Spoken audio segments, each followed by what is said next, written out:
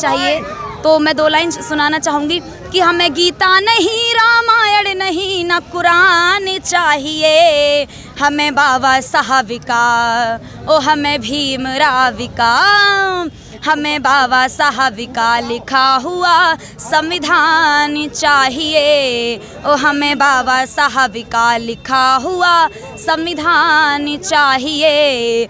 जात पात और ऊंच नीच में मनुवादों ने बांटा। हमारे गायक मिशनरी हमारी बहन जी हैं हमारे बीच और यही बताएंगी कहाँ से आई हैं और कैसे इन्होंने अपना महापुरुषों के गीतों के कैसे आगे बढ़ाने का काम किया है। आपका स्वागत है आरबीसी इंडिया टीवी में। जी, सभी को सबसे पहले क्रांतिकारी जय भीम नमो बुद्धाय। मैं आपकी अपनी सिंगर त्रिशला बौद्ध जो कि जेवर ग्रेटर नोएडा से चलकर आई हूँ।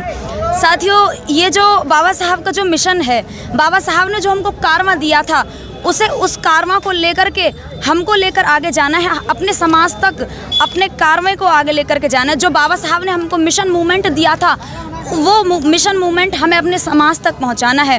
हम कुछ होते हैं कि अपनी वक्तव्य से समाज को मोटिवेट करते हैं, बट हम अपनी सिंगिंग के माध्यम से अपने समाज को मोटिवेट करते हैं कि जो बाबा साहब ने हमको कारवा दिया था उसको समझो, उसको निखारो कि बाबा साहब ने हमारे लिए क्या क्या किया था। और आज यहाँ पर जो संविधान बचाओ यात्रा हुई थी, जो कि आयोजक थी हमारी बड़ी बहन एकता सिंह, उनका बहुत बहुत धन्यवाद करना चाहूँगी। उन्होंने आज यहाँ पर बुलाने का अवसर प्राप्त हुआ। साथियों, संविधान बचाओ यात्रा, एक संविधान हमारी ताकत है, संविधान हमारी आन बान शान है। अगर संविधान है तो हम हैं, संविधान नहीं है तो अदरवाइज़ हम भी नहीं हैं। और जैसा कि सर ने पूछा कि आपकी सिंगिंग कैसे स्टार्ट हुई, जर्नी कैसे स्टार्ट हुई, कहाँ से प्रेरणा मिली जी थी बिल्कुल बिल्कुल, ये सिंगिंग की प्रेरणा मुझे अपने पिताजी से मिली थी, डॉक्टर मोरध्वज गौतम, जो कि मेरे गुरुजी भी हैं, जो मुझे 6 साल की उम्र से बाबा साहब का मिशन और ज्ञान जो है वो अपनी प्राप्त करवा रहे हैं। मैं उनका सच में बहुत बहुत धन्यवाद करना चाहूँगी। आज मैं जो भी हूँ यहाँ तक, वो अपने पिताजी की बदौलत हूँ, मैं अपने गुरुजी की बदौलत हूँ, क्योंकि उन्होंने मुझे, जैसे बुजुर्ग हैं, आपके पिताजी बुजुर्ग हैं, पहले पूरी दूसरी की पीढ़ी के लोग हैं, वो अपनी बेटियों को बाहर नहीं निकलने देते, तो आपके सल्यूट करते हैं आपके पिताजी को, क्योंकि आपको मंचों पर बोलने का और जो मनवादी लोग हैं उनको ललकारने का काम कर रही हैं आपके गीतों के माध्यम से। कुछ एक झलक हो जाए थोड़ी सी, क्या क्या आप गाती हो? बिल्कुल बिल्कुल, देखो पिताजी ने कहा था कि बेटी जाओ, मैं तुम्हें रोकूंगा नहीं, तुम अपने समाज को मोटिवेट करो। इसलिए मैंने पापा के कहने पर, उन्होंने मुझे खुद निकाला इस लाइन में, उन्होंने मुझे खुद बाबा साहब का मिशन मूवमेंट ज्ञान करवाया। उन्होंने कहा कि जाओ शेरनी की तरह दहाड़ो और समाज को, अपने समाज को मोटिवेट करो, जो बाबा साहब ने हमको कारवा दिया वो जन जन तक पहुँचाने का काम करो। तो मैं 2 लाइन सुनाना चाहूँगी।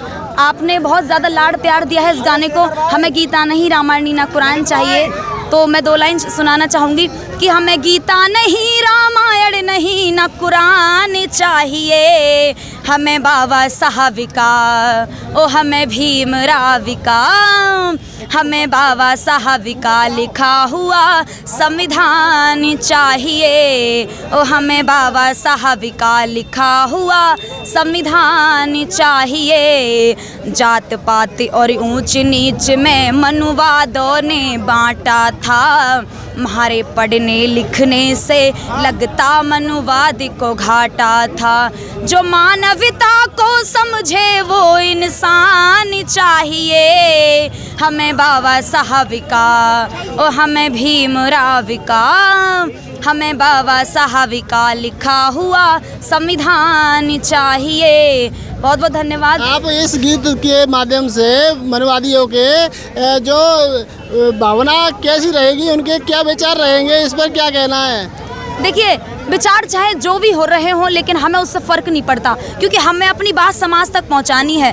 देखो, आप सभी भी जानते हो कि भारत देश हमारा संविधान से चलता है, ना कि कोई गीता रामायण महाभारत भागवत से चलता। ये सिर्फ संविधान की बदौलत है, बाबा साहब की बदौलत है, जो आज हम यहाँ पर हैं, आज हम इतना पढ़ लिख पा रहे हैं, ये सिर्फ संविधान की बदौलत है, बाबा साहब की बदौलत है।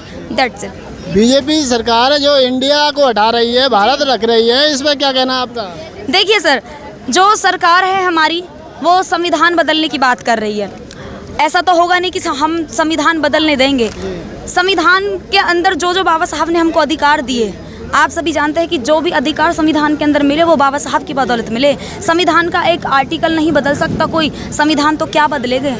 संविधान इसलिए, संविधान हम कभी बदल नहीं लेंगे। अगर संविधान पर आँच आई तो हम 2 अप्रैल वाला सीन तो सिर्फ ट्रेलर था, हम पिक्चर दिखानी भी जानते हैं। इस पे क्या कहना है? यहाँ पर मणिपुर पर हमारी बहनों को नंगा घुमाया गया था, ये सरकार चुप रह गई और इसमें कुछ नहीं कहा है, इस पे क्या कहना है? बिल्कुल, सरकार से मैं सिर्फ यही दरख्वास्त करूंगी कि जो हमारी बहन बेटियों पर अत्याचार होते आ रहे हैं और होते रहे हैं, उनको, उन दरिंदों को फांसी तक पहुंचा जाए, क्योंकि बहन बेटियों को अधिकार बाबा साहब ने दिलवाए। आज हम अपनी ज़िंदगी अपने हक के लिए लड़ते हैं तो ये सिर्फ बाबा साहब की बदौलत हुआ।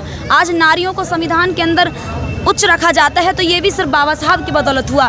इसलिए कहना चाहूँगी कि बहन बेटियों पर अत्याचार कम होने चाहिए। अभी हाथरस की मनीषा वाल्मीकि हमारी बहन थी, उनको भी इंसाफ नहीं मिला है। उनकी जो संघर्ष करने वाले लोग थे और उनको वायरल करने वाले लोग थे तो उनको भी सरकार ने कानून का हौसला देकर उनको चुप कर दिया है। क्या कारण है? देखिए, अभी तो चुप कर दिया, लेकिन मनीषा वाल्मीकि बहन को इंसाफ ज़रूर मिलेगा, क्योंकि हमारा जो समाज चुप रहने वालों में से नहीं है, अपने हक की लड़ाई लड़ना जानता है। एडवोकेट चंद्रशेखर आज़ाद जी के लिए क्या कहोगी? देखिए, मैं धन्यवाद करना चाहूँगी उस माँ को जिन्होंने बब्बर शेर पैदा किया। हमारे समाज के अंदर एक शेर पैदा हुआ जो कि बहन बेटियों के लिए लड़ते हैं, हमारे समाज के लिए लड़ते हैं। हम बिल्कुल सपोर्ट करेंगे बड़े भाई चंद्रशेखर जी को, और सपोर्ट करते आ रहे हैं क्योंकि वो हमारे एक आदर्श नेता हैं, हमारे बड़े भाई हैं।